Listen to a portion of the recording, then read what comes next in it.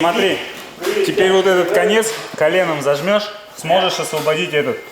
Понял? Только натяжку сначала дай хорошую. Yolqin Yoshlar klubында birinchi meditsina yordami ko'rsatuv ham taktik әзерлек bo'yicha kurslar bora. Ko'nikmalarning barisi da so'g'ishdan tajriba to'plagan harbiy xizmatkorlar yetakchiligida boshqarila. Начинать учиться уже здесь, на большой земле. Там времени на учебу будет мало или вообще не будет.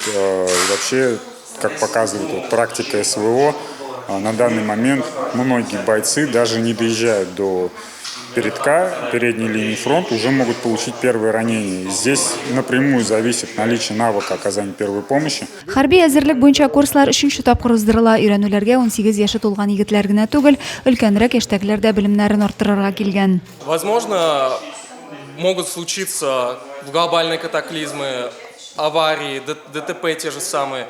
Эти знания могут пригодиться в оказании первой медицинской помощи не только в военной жизни, но и в гражданском. Ложим и ползем сюда. Вот мы двигаемся. Вот мы двигаемся. Берәүләр жгут салырга, ярану капларга өйрәнсәләр, икенчеләр дөрес итеп корал тоту, автоматтан ату күнекмәләрен ныгыталар. Өйрәнү курсларына хатын-кызлар да бик теләп килгән. Мы можем оказаться не на поле боя, а даже здесь, в тылу. Нужно близкому оказать правильно и быстро медицинскую помощь какую-то, к примеру. Не знаем, как повернется вся ситуация в дальнейшем, но я думаю, что это может пригодиться. Самое необходимое. Самое первое, что вот человек приходит на фронт, ему дают автомат, он не знает, что с ним делать. Как прицелиться, как ложиться, как ползти.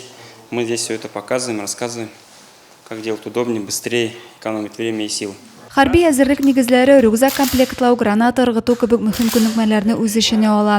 Инструкторлар шулай ук шәһәр шартларында һәм урманда хәрби хәрәкәтләр тактикасына өйрәтәчәк. Теләге булган һәркемне Yolqin Яшьләр клубында көтәләр.